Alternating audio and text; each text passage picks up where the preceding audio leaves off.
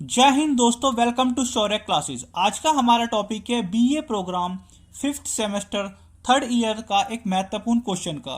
ये काफ़ी इंपॉर्टेंट है। अक्सर देखा जाता है कि ये एग्जाम में क्वेश्चन बार बार आता है। जी हाँ, ये क्वेश्चन है प्रथम विश्व युद्ध के कारण क्या है और प्रथम विश्व युद्ध किस प्रकार से शुरू हुआ। इसी के साथ साथ प्रथम विश्व युद्ध के बाद उस युद्ध के क्या परिणाम देखने को मिले, आज हम इसी क्वेश्चन पे चर्चा करने की कोशिश करते हैं। तो आइए शुरू करते हैं। ये जो क्वेश्चन है ये बीए प्रोग्राम हिस्ट्री का है, जो फिफ्थ सेमेस्टर थर्ड ईयर के विद्यार्थियों का है।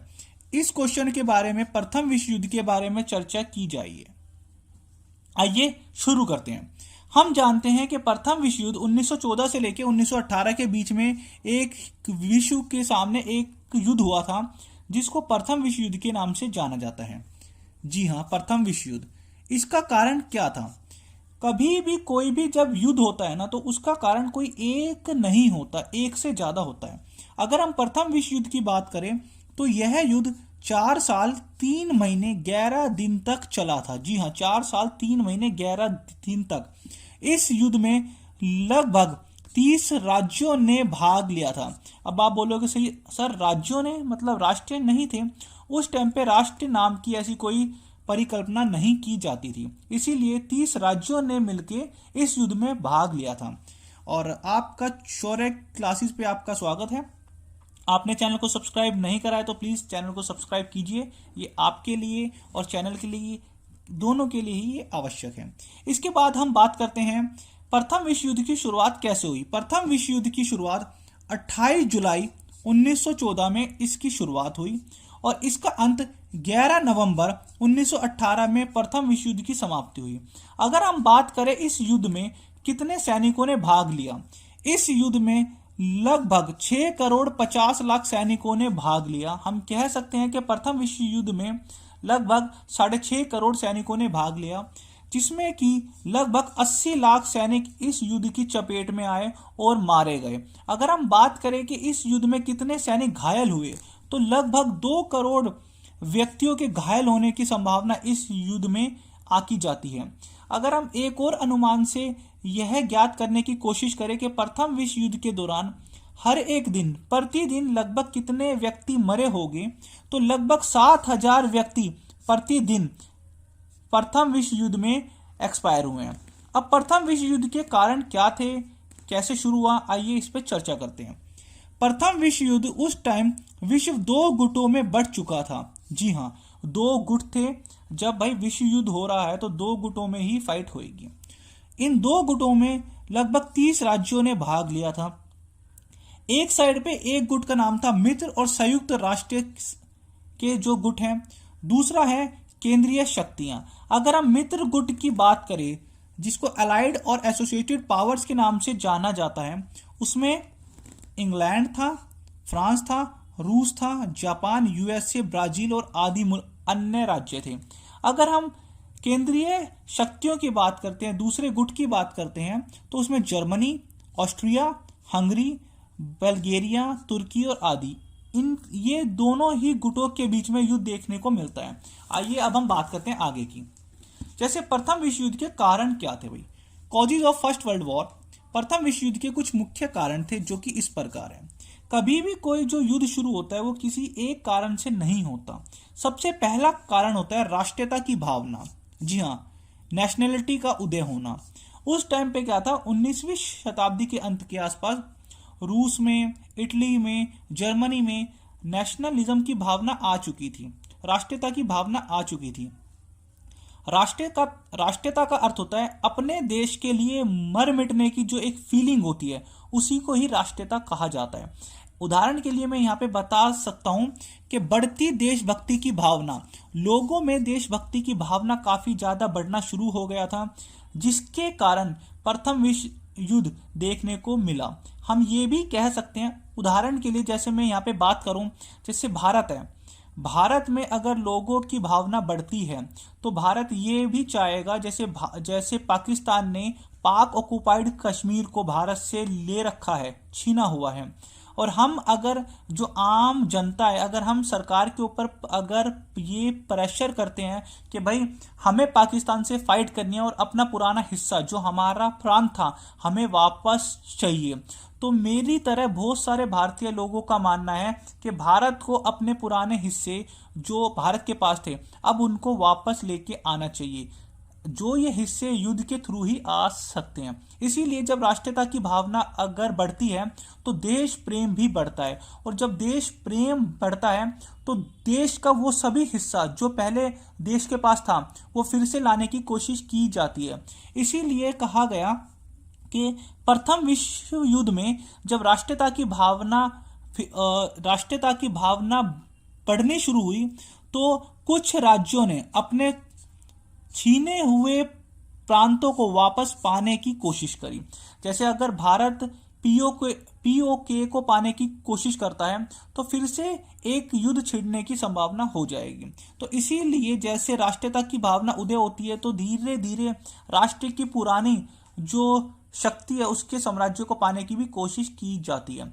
इसीलिए उस टाइम पे एक और विचारधारा सामने आई जिसे एक राष्ट्रता एक राज्य का सिद्धांत के नाम से भी जाना जाता है। जैसे अगर इतिहास के विद्यार्थियों को पता है कि पहले जो भारत था उसमें पाकिस्तान भी था, उसमें बांग्लादेश भी था और अफगानिस्तान का कुछ क्षेत्र भी था। अगर आज के भारतीय लोग ये माने कि आज हमें वही पुराना भारत वापस चाहिए जिसमें जो कि अभी पाकिस्तान को भी हमें भारत में मिलाना वो चाहिए, अफगानिस्तान के कुछ क्षेत्रों को भी और इधर बांग्लादेश को, अर्थात पूरा एक अखंड भारत होना चाहिए जो कि सबसे पहले था। इसीलिए पहला पॉइंट है, आपको ये सभी पॉइंटों में उतार के आने, ये है पॉइंट, ये उन पॉइंटों के अंदर सब पॉइंटों का उल्लेख किया गया है। सेकंड पॉइंट है कूटनीति संधियां।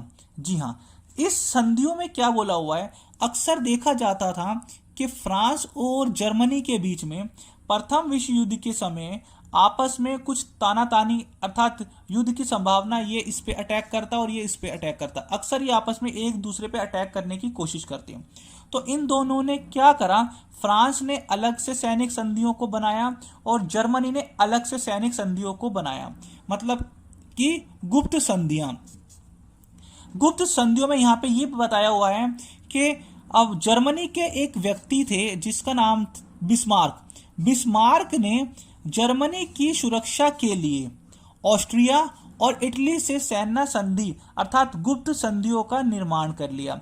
जैसे सिंपल सी बात है, अगर आपके किसी भी दुश्मन के साथ आपकी फाइट होने की संभावना होती है और आपको पता है कि आपके एनिमी के पास हमेशा उसके पास 5-6 फ्रेंड उसके इर्द गिर्द रहते ही हैं, तो आप भी ये कोशिश करोगे कि जब भी मैं उसके साथ फाइट करने जाऊं तो कम से कम 10 या 12 लोग तो मेरे भी इर्द गिर्द हमेशा होने चाहिए जो मेरे सपोर्ट में खड़े हो। इसीलिए बिस्मार्क ने जर्मनी की सुरक्षा बढ़ाने के लिए ऑस्ट्रिया और इटली के साथ संधि कर ली। इसी के ही विपरीत हम जानते हैं कि जर्मनी का एनिमी था फ्रांस ने भी अपनी सुरक्षा को बढ़ाने के लिए रूस और इंग्लैंड से मैत्री संबंध स्थापित कर दिया। दोस्तों, अगर आपको ये आवाज़ें आ रही हैं क्योंकि इलेक्शन का अभी समय है तो ऐसे बार बार रैलियां आएगी ही और आपको आवाज़ आए तो इसके लिए मैं खेद चाहता हूँ। इसी प्रकार से फ्रांस ने भी अपनी सुरक्षा के लिए रूस और इंग्लैंड से मैत्री संबंध स्थापित कर लिया। अब भाई दोनों के पास फ्रांस, रूस और इंग्लैंड एक साइड हो गए और इस साइड पे हो गए जर्मनी, ऑस्ट्रिया और इटली। ठीक है जी।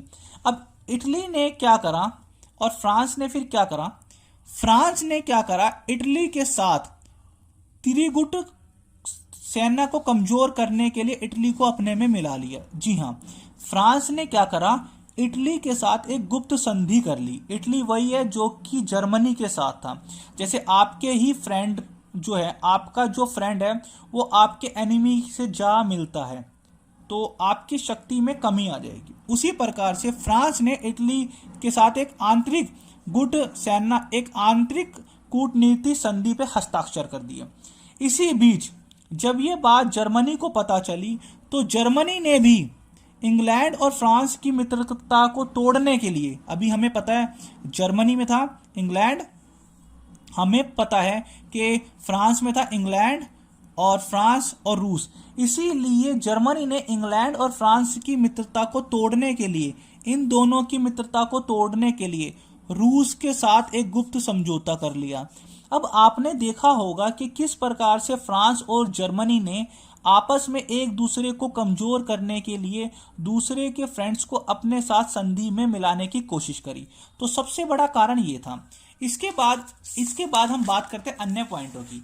ये सारे आपके पॉइंट हैं, इनको आपको सब पॉइंटों में उतारना है। कम से कम आपके पास 15-20 पॉइंट हो जाएंगे। अगर इनमें से 10-12 पॉइंट भी आप उतार के आते हो तो आपका आंसर काफी अच्छी तरह हो जाएगा। सेनावाद और शस्त्रीकरण, इसके साथ ही साथ क्या हुआ, अब जर्मनी ने अपनी नौसेना शक्ति को बढ़ाने की कोशिश करी। जर्मनी के पास थल सेना तो काफी अधिक थी, इसीलिए जर्मनी ने अब नौसेना शक्तियों को बढ़ाने की कोशिश करी। इसी के खिलाफ इंग्लैंड ने भी अपनी नौसेना शक्तियों को बढ़ाया। जी हाँ, इंग्लैंड ने भी नौसेना शक्तियों को बढ़ाया। जब नौसेना की शक्तियां जब बढ़ाई जाएगी, जब आपके पास हथियार हैं, तो कभी ना कभी किसी ना किसी युद्ध में तो आप उसका इस्तेमाल करोगे ही। इसीलिए अगर आप ज़्यादा से ज़्यादा अपने पास हथियारों को छोड़ते हो, आर्मी को छोड़ते हो, तो कभी ना कभी ऐसा एक समय आएगा कि आप उनका इस्तेमाल करोगे ही। इसीलिए भारतीय सरकार ने, इसलिए भारत के संविधान ने भारतीयों को हथियार ना रखने की हिदायत दी थी, क्योंकि भारतीय लोगों में जो कि गुस्सा तथा जो क्रोध होता है वो बहुत ज़्यादा है। थोड़े से आवेश में आके ये कभी गोली भी चला देते हैं और कभी कुछ कर देते हैं। इसलिए उन्हीं के पास ही होते हैं जिन्होंने सरकार से लाइसेंस प्राप्त किया हुआ है। तो यही बात है कि जिस भी देश के पास सेना ज़्यादा होएगी, शक्ति ज़्यादा होएगी, वो कभी ना कभी अपनी शक्ति और सेना के घमंड में दूसरे का शोषण करने की कोशिश करेगा ही करेगा। अगला पॉइंट है साम्राज्यवाद और आर्थिक प्रतिद्वंद्विता। इस पॉइंट का तो आपको सभी को ही पता है कि इस पॉइंट में क्या है। साम्राज्यवाद में ही बताया गया है औपनिवेशवाद। हमें सभी को पता है कि भारत पे इंग्लैंड का औपनिवेश था और प्रथम विश्व युद्ध के समय औद्योगिक क्रांति आ चुकी थी। औद्योगिक क्रांति काफी तेजी से अपने पैर पसार चुकी थी। इसीलिए उसी औद्योगिक क्रांति में क्या हुआ, हर एक यूरोपीय राष्ट्र अपने आप को अमीर करना चाहता था। वो अधिक से अधिक धन कमाना चाहता था और अधिक से अधिक अपने माल को बेचना चाहता था। पर वो माल को बेचेगा कहाँ? वो माल को वहीं बेच पाएगा जहां पॉपुलेशन ज्यादा हो, जहां पे उसका अधिकार हो, उसका वर्चस्व हो, उसका साम्राज्यवाद हो। इसीलिए उदाहरण के लिए जैसे मैं बताऊं कि अंग्रेजों ने भारत से कच्चे माल को लिया, अपने इंग्लैंड में लेके जाते हैं और जो तैयार माल होता है वो आके भारतीयों की मार्केट में ही बेचते हैं। तो इसीलिए उन्होंने भारत का शोषण करा कि अधिक से अधिक धन कमाया जा सके। और औद्योगिकरण का फायदा सबसे ज्यादा इंग्लैंड को इसीलिए ही मिला क्योंकि इंग्लैंड के पास साम्राज्यवाद और औपनिवेशवाद की संख्या काफी अधिक थी। उस टाइम पे अमेरिका, इंग्लैंड और जर्मनी, यहां मैं बात कर रहा हूं 1920-21 के आसपास की, मतलब 1905-6 के आसपास की। उस टाइम पे अमेरिका आजाद हो चुका था।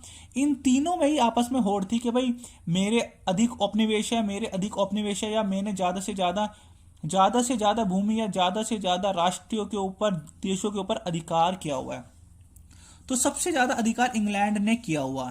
कहा जाता है कि इंग्लैंड के अधिकार का या इंग्लैंड के साम्राज्यवाद का सूरज कभी अस्त नहीं होता था। इसीलिए इंग्लैंड और जर्मनी के बीच में एक कंपटीशन हो गया कि भाई मैं ज्यादा धन कमा सकता हूं या मैं। इसीलिए साम्राज्यवाद और आर्थिक प्रतिद्वंद्विता की एक विचारधारा उत्पन्न हुई जो कि युद्ध का कारण बनी। अगला पॉइंट यहां पे आता है अंतरराष्ट्रीय अराजकता। अंतरराष्ट्रीय अराजकता में हम कह सकते हैं कि शक्तिशाली देश छोटे छोटे राज्यों को बांटकर अपने स्वार्थों की पूर्ति करते हैं। इस पॉइंट में बच्चों आप यह भी लिख सकते हो कि एक बड़ा राज्य या एक बड़ा देश किसी छोटे राज्यों को अपने फायदे के लिए उस राज्य का 2 हिस्सों में विभाजित कर सकता है। उदाहरण के लिए जैसे कुछ पाकिस्तानी विचारकों का मानना है कि भारत ने पाकिस्तान के 2 हिस्से कर दिए। उदाहरण के लिए पाकिस्तान के पास पूर्वी पाकिस्तान था, आज जिसे बांग्लादेश के नाम से जाना जाता है, और पश्चिमी पाकिस्तान भी था आज़ादी के बाद, जो आज पाकिस्तान के नाम से जाना जाता है। पाकिस्तानियों का यह मानना है कि भारत ने ही पाकिस्तान के जो दो हिस्से थे उसको पाकिस्तान से अलग कर दिया, अर्थात पूर्वी पाकिस्तान को भारत की वजह से ही बांग्लादेश नया राज्य मिला और एक अलग कंट्री उनको प्रदान की गई। ये पाकिस्तानियों का मानना है। इसी प्रकार से अगर हम अफगानिस्तान की बात करें, ईरान की बात करें, ईरान है या फिर अरबी एक जो कंट्री है या जो यूरोपियन कंट्री है या जो एशियन कंट्री है, उनमें जो शक्तिशाली मुल्कों ने क्या करा, छोटे छोटे राज्यों में अपने हुकूमत वाली सरकारों की स्थापना करने की कोशिश करी। तो इसीलिए अंतर्राष्ट्रीय अराजकता जब फैलती चली गई तो ये भी एक कारण बना प्रथम विश्व युद्ध का। इसके बाद एक अगला और मोस्ट इंपॉर्टेंट कारण है जो कि है ये वाला, सम्राट विलियम केसर का चरित्र। इसमें क्या है, हमें पता है कि जो जर्मनी के सम्राट का नाम है विलियम, जर्मनी का जो सम्राट है वो अत्यधिक महत्वाकांक्षी एक व्यक्ति था। इट मीन्स वो अधिक से अधिक पैसा कमाना, अधिक से अधिक धन कमाने का वो एक लालची व्यक्ति था। स्वभाव से उसका क्रोधी स्वभाव था, वो किसी की भी बात नहीं मानता था, अर्थात वो अपनी इच्छा पे ही सारे कार्य करता था। उसका मानना था कि भाई मैं ही पूरे यूरोप का स्वामी हूँ। इसीलिए जब इंग्लैंड और जर्मनी के बीच फाइट होती तो इंग्लैंड ने एक या दो बार जर्मनी के जो सम्राट है उसके पास एक मित्रता का संदेश भी भेजने की कोशिश करी कि भाई शांति प्रिय तरीके से हम इस युद्ध को समाप्त कर देते हैं, परंतु सम्राट विलियम केसर ने उस मित्रता के प्रस्ताव को ही ठुकरा दिया। और उनका स्वभाव जो सम्राट का स्वभाव एक प्रकार से क्रोधी स्वभाव वाला था, इसीलिए समझौते के लिए वो तैयार बिल्कुल नहीं हुआ। और उसने यह चीज भी बोली, उसने यह बोला कि भविष्य समुद्र पर ही निर्भर है। जब तक मेरी जल सेना मेरी थल सेना के समान शक्तिशाली नहीं हो जाती, मैं ऐसे ही साम्राज्यवाद को बढ़ाता जाऊंगा। उसकी यही एक लालसा प्रथम विश्व युद्ध का निर्णायक साबित हुई। अब ये तो था प्रथम विश्व युद्ध के कारण। अब इसके साथ ही साथ है कुछ सामाजिक असंतुलन। सामाजिक असंतुलन की अगर हम बात करें तो पहला कारण है भय, देश की भावना उत्पन्न होना। अर्थात उस टाइम पे जैसे हम सभी पता है एक व्यक्ति है जिनका नाम है डार्विन। डार्विन ने एक सिद्धांत दिया था, उसमें उन्होंने यह बोला था कि जिस प्रकार से जंगल में केवल वही जीव जंतु बच सकता है या जिंदा रह सकता है जो सबसे श्रेष्ठ हो या जो सबसे पावरफुल हो, इस संसार पे भी वही लोग या वही जाति रह सकती है जो सबसे श्रेष्ठ, सबसे पावरफुल और सबसे मजबूत हो। तो डार्विन के सिद्धांत भी लोगों के ऊपर प्रभावित हुए। लोगों ने यह समझा कि जो डार्विन का सिद्धांत है वो योग्यता के आधार पे है, अर्थात जीवन संघर्ष के आधार पे। लोगों का अब मानना ये हो गया कि अगर हमें अपने धर्म को बचाना है, अपने राष्ट्र को बचाना है, तो हमें दूसरों को खत्म करना ही होगा, अर्थात योग्य राष्ट्र ही अंत में बच पाएगा। जैसे एक जंगल में शेर ही जंगल का राजा होता है, क्योंकि वो सबसे शक्तिशाली है और सबसे बहादुर भी है। इसीलिए उस टाइम प्रथम विश्व युद्ध में लोगों का और राष्ट्र की ये विचारधारा थी कि अगर कोई दूसरा हमारे पे आक्रमण करे, इससे पहले हम ही उसको आक्रमण करके हरा दे। इसीलिए सभी राज्य अपनी अपनी संस्कृति और धर्म की रक्षा करने के लिए उतारू हो गए।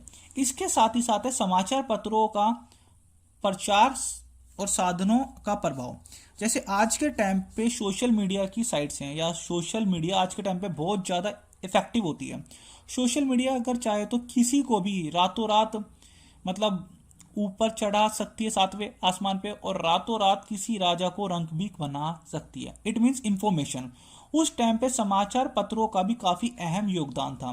जैसे अगर मैं बात करूं आज के टाइम पे, अगर जैसे उदाहरण के लिए अगर आज के टाइम पे पाकिस्तान की न्यूज़ के जो चैनल है या जो न्यूज़ पेपर है उसमें मोदी जी की आलोचना की जाती है।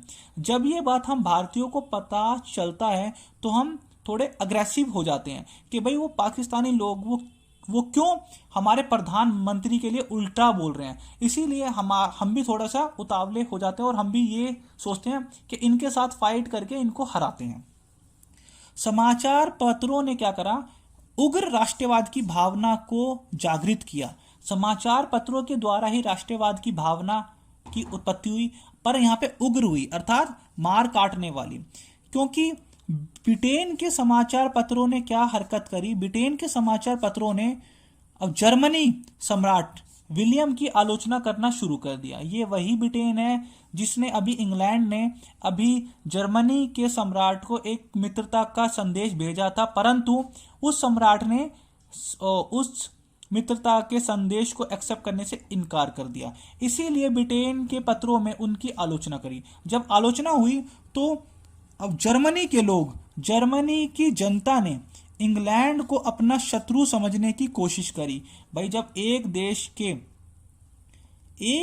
के राजा को कोई दूसरे देश के राज्य के लोग उसको गालियां बकते हैं, आलोचना करते हैं, तो राजा के देश के लोग क्या मतलब वो चीज आसानी से सुन पाएंगे? बिल्कुल नहीं सुन पाएंगे। इसी प्रकार इंग्लैंड की जनता को भी उकसाने की कोशिश की गई थी। अगर आपको ये वीडियो पसंद आ रहा है तो इसको प्लीज़ लाइक कीजिए, चैनल को सब्सक्राइब नहीं करा है तो प्लीज़ सब्सक्राइब कीजिए। अगला पॉइंट है अंतर्राष्ट्रीय संस्था का अभाव। जैसे कि हम जानते हैं प्रथम विश्व युद्ध में कोई भी अंतर्राष्ट्रीय संस्था, जैसे आज कोई भी अगर युद्ध होता है तो यूएनओ का हस्तक्षेप हो जाता है, यूनाइटेड नेशन ऑफ ऑर्गेनाइजेशन। उस टाइम पे ऐसी कोई संस्था बिल्कुल भी नहीं थी। हाँ, प्रथम विश्व युद्ध के बाद एक राष्ट्रीय संघ का उदय हुआ, परंतु वो प्रथम विश्व युद्ध के बाद हुआ था। अगर उस टाइम पे कोई ऐसी संस्था होती तो युद्ध होने से रोका जा सकता था प्रथम विश्व युद्ध को। अगला पॉइंट है युद्ध का तत्कालीन कारण। हाँ जी हाँ, प्रथम विश्व युद्ध का कारण क्या था? अब ये मैं आपको समझाना चाहता हूँ। कभी भी कोई फाइट होती है ना, वो किसी अचानक से नहीं होती।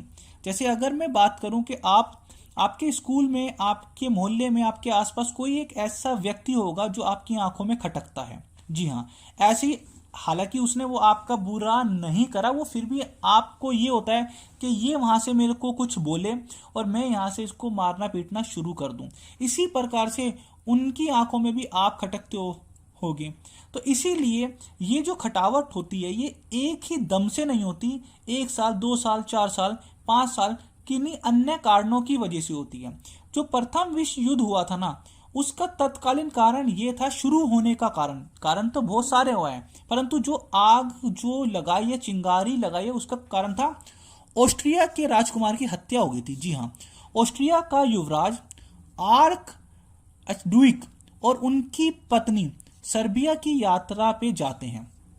तो एक क्षेत्र है बोस्निया के शहर सर्जिविया में उन पे गोली चला दी जाती है और 28 जून 1914 को, जी हाँ 28 जून 1914 को युवराज व उनकी पत्नी को गोलियां मार दी जाती हैं, जिससे दोनों की मृत्यु हो जाती है। जब ये बात ऑस्ट्रिया के राजा को पता चली तो उन्होंने सर्बिया के खिलाफ युद्ध छेड़ दिया। जब सर्बिया के खिलाफ युद्ध छेड़ा तो इस युद्ध में रूस को भी इंटरफेयर करना पड़ा। जब रूस इस युद्ध में आया तो उस साइड से जर्मनी भी इस युद्ध में आया। अंत में अगर मैं आपको बताना चाहता हूं, अगर आपने वीडियो को लाइक नहीं करा है, चैनल को सब्सक्राइब नहीं करा है, तो वीडियो को लाइक कीजिए।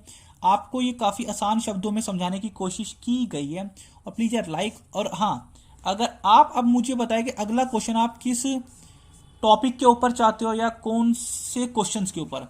ये था आपका प्रथम विश्व युद्ध के कारण क्या थे। अब हम बात करते हैं प्रथम विश्व युद्ध के परिणाम क्या हुए। जी हाँ, प्रथम विश्व युद्ध के परिणाम। आपका शौर्य क्लासेज में आपका स्वागत है। ये जो क्वेश्चन है ये BA programme 5th semester 3rd year का है, हिस्ट्री का। अक्सर देखा जाता है आपके क्वेश्चन 2 में से एक पूछा जाता है कि प्रथम विश्व युद्ध के कारण क्या है और प्रथम विश्व युद्ध के परिणाम क्या है। अगर कारण और परिणाम दोनों पूछे जा रहे हैं तो मैंने आपको अभी अभी मैंने कारण बताया है, अब मैं इसमें आपको परिणाम बताने की कोशिश करता हूँ। प्रथम विश्व युद्ध के जो परिणाम है ना, वो कुछ इस प्रकार से हैं। एक है पहला पेरिस शांति सम्मेलन। प्रथम विश्व युद्ध जो 28 जून 1914 को समाप्त हुआ।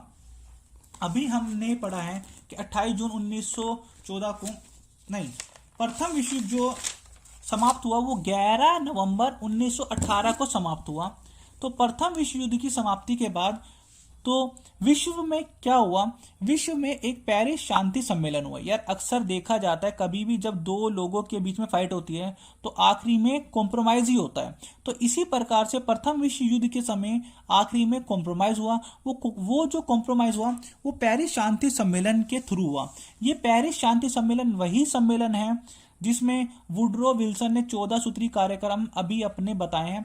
इसके ऊपर एक अलग से क्वेश्चन पुट किया जाएगा एग्जाम में, और मैं कोशिश करूंगा कि जल्द से जल्द ये वाला क्वेश्चन आपके लिए अगली वीडियो में लेके आ जाऊं। इसके बाद क्या होता है, राष्ट्रीय संघ की स्थापना हुई, क्योंकि प्रथम विश्व युद्ध के समय अगर कोई राष्ट्रीय संघ होता तो शायद युद्ध नहीं हो पाता। युद्ध की समाप्ति के बाद एक अंतर्राष्ट्रीय स्तर पे एक राष्ट्रीय संघ की उत्पत्ति की गई। ये वही राष्ट्रीय संघ है जो बाद में यूएनओ कहलाया, मतलब संयुक्त राष्ट्र। हाँ जी, ये वही है। ये आज यूएनओ जो है उसी का स्वरूप या उसका फादर हम बोल सकते हैं कि यूएनओ का पुराना नाम राष्ट्रीय संघ है। प्रथम विश्व युद्ध की समाप्ति के बाद भाई राष्ट्रीय संघ की उत्पत्ति भी की गई।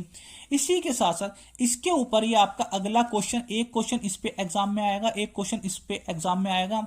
एक क्वेश्चन आता है प्रथम विश्व युद्ध के परिणाम क्या हुए। भाई परिणाम अभी मैंने बताया कि राष्ट्रीय संघ की उत्पत्ति हुई है, पेरिस शांति सम्मेलन हुआ है। इस पेरिस शांति सम्मेलन में कुछ 7 संधियां की गई थी, जिसमें से एक संधि थी वर्साय की संधि, जिस वर्साय की संधि ने द्वितीय विश्व युद्ध को जन्म दिया था। इसके ऊपर भी एक अलग से वीडियो मैं बनाऊंगा बहुत जल्द।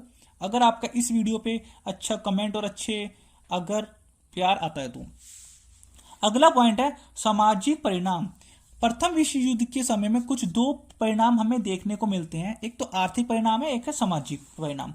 आर्थिक परिणाम की बात करें तो हमें पता है कि उस टाइम पे अराउंड 10 खरब, जी हाँ खरब, 10 खरब का खर्चा आया था प्रथम विश्व युद्ध के समय में। 10 अरब नहीं है, ये खरब है। इसी के साथ साथ अगर हम उस टाइम पे जान माल का अनुमान लगाए कि जान माल का नुकसान कितना हुआ है, तो प्रथम विश्व युद्ध में जान माल का अनुमान लगाया नहीं जा सकता कि वो कितना हुआ है। इसी के साथ साथ अगर हम जनशक्ति का महाविनाश की बात करते हैं, ये सारे पॉइंट है, आपको हेडिंग करनी है उनकी। ये आर्थिक पॉइंट, आर्थिक परिणाम 1 पॉइंट, 2 पॉइंट, 3 पॉइंट, 4 पॉइंट, 5 आप चाहो तो आप लिख सकते हो कि प्रथम विश्व युद्ध में आर्थिक विनाश। प्रथम विश्व युद्ध के समय जो कि 4 साल तक चला था, 1914 से 1918 के बीच, उसमें 10 अरब रुपए का खर्चा ऐसा अनुमान लगाया गया है, जो कि बहुत बड़ी रकम थी। इसी के साथ साथ ऐसे आप पॉइंटों में अपना आंसर उतार सकते हो। इसी के साथ साथ जनशक्ति का महाविनाश। अभी मैंने आपको बताया था कि प्रथम विश्व युद्ध में लगभग 80 लाख लोग एक्सपायर हुए थे और लगभग 2 करोड़ लोग घायल हो गए थे, और कम से कम 6.5 करोड़ लोगों ने इस युद्ध में हिस्सा लिया था। 30 मुल्कों के 30 राज्यों के लोगों ने इस युद्ध में युद्ध ऋण, इस युद्ध में बहुत से राज्यों ने अपने पड़ोसी राज्यों से लिए पैसे उधार मांगे थे, ऋण पे मांगे थे, जिसकी सार्वजनिक ऋण काफी वृद्धि हो गई। इतनी ज्यादा पैसे मांगे गए कि उनके ऊपर अब उस पैसे को लौटाना काफी मुश्किल हो गया। इसलिए देशों की सरकार ने अपने यहाँ पे लोगों के नए टैक्स लगाने शुरू कर दिए, ताकि जो पैसा दूसरे राज्यों से युद्ध के दौरान लिया है उसको वापस चुकाया जा सके। इसी के साथ साथ व्यापार को क्षति हुई। भाई जब प्रथम विश्व युद्ध नहीं था, ये सभी मुल्क आपस में एक दूसरे में व्यापार करते थे, परंतु युद्ध होने के बाद इन्होंने आपस में व्यापार करना थोड़ा कम कर दिया, तो युद्ध की भी काफी ज्यादा क्षति हुई। इसके बाद था मजदूर आंदोलन। प्रथम विश्व युद्ध के बाद जो परिणाम हुए उसमें था मजदूर आंदोलन। जो मजदूर थे उन्होंने अधिक वेतन की मांग करनी शुरू कर दी, क्योंकि उनके ऊपर काफी ज्यादा अब प्रेशर आ गया था वस्तुओं के निर्माण करने के लिए। इसी के साथ साथ प्रथम विश्व युद्ध में क्या था, जो मजदूरों के कार्य घंटों को सुनिश्चित किया गया। भाई पहले 12-12 घंटे 14-14 घंटे उनसे काम कराया जाता था, अब उनके कार्यों के घंटों को सुनिश्चित कर दिया गया और उनके वेतन में भी वृद्धि कर दी गई। इसी के साथ साथ मजदूर संघ, अंतर्राष्ट्रीय स्तर पे एक इंटरनेशनल लेवल पे मजदूर यूनियन की स्थापना भी की गई। अगर हम इस अन्य पॉइंटों की बात करते हैं तो सामाजिक परिणामों में क्या था, अल्पसंख्यकों की समस्या का समाधान करने की कोशिश की गई थी प्रथम विश्व युद्ध में। हाँ जी, अल्पसंख्यकों की समस्या। अल्पसंख्यक वो होते हैं जो कि जिनकी संख्या दूसरे धर्मों के मुकाबले में कम होती है। इसी के साथ साथ प्रथम विश्व युद्ध के बाद स्त्रियों की दशा में भी परिवर्तन आया। स्त्रियों की दशा में परिवर्तन इसलिए आया क्योंकि प्रथम विश्व युद्ध में महिलाओं ने भी पुरुषों के साथ कंधे से कंधा मिला के काम किया था। उन्होंने हॉस्पिटलों में, कारखानों में, मतलब कारखाने, हॉस्पिटल और जो जैसे मतलब कृषि का क्षेत्र था, अनेक क्षेत्रों में प्रथम विश्व युद्ध में औरतों ने पुरुषों के साथ कंधे से कंधा मिला के काम किया था, क्योंकि औरतों का मानना था कि अब हम भी युद्ध कर सकते हैं, हम भी आपकी तरह ही हैं और हम हमारे में भी वही सामर्थ्य और वो शक्ति है जो कि एक पुरुष कर सकता है। इसीलिए इस युद्ध के बाद महिलाओं ने अपने अधिकारों की मांग को और अधिक तेज कर दिया, जिसके बाद 30 वर्ष की उम्र वाली वह सभी महिलाएं जो कि इंग्लैंड में हैं, उनको वोटिंग का अधिकार सन 1918 में दिया गया पहली बार। इसी के चलते 1920 में भी अब जर्मनी में भी ऐसे ही हुआ, जब भाई महिलाएं पुरुषों के साथ कंधे से कंधा मिला के काम कर रही है, इट मीन्स अब महिलाओं को भी अधिकार दिया जाना चाहिए। इसीलिए प्रथम विश्व युद्ध में महिलाओं ने अपनी भूमिका इस प्रकार से मतलब लोगों को दिखाई कि हम पुरुषों से किसी भी रूप में कम नहीं हैं। इसके साथ साथ है सांस्कृतिक छवि।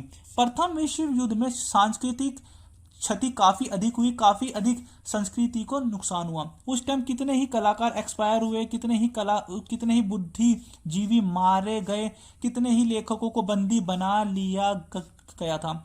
इसी के साथ साथ ऐसी हिस्टोरिकल ऐतिहासिक इमारतों को भी तोड़ा गया, क्षतिग्रस्त किया गया। ऐसे ऐतिहासिक पांडुलिपि थी जो कि इतिहास में काफी इंपॉर्टेंट थी, उनको जला दिया गया था। तो प्रथम विश्व युद्ध के समय काफी ज्यादा चीजें देखने को मिलती हैं। अगर हम वैज्ञानिक प्रगति की बात करें तो प्रथम विश्व युद्ध के बाद वैज्ञानिक प्रगति देखने को मिलती है, क्योंकि अब हथियार बंदूकों और पिस्तौलों के ना होके अब हथियार समुद्र के ऊपर पांडुलिपियों के द्वारा किए गए। हवाई जहाजों का अधिक से अधिक निर्माण करने की कोशिश की गई।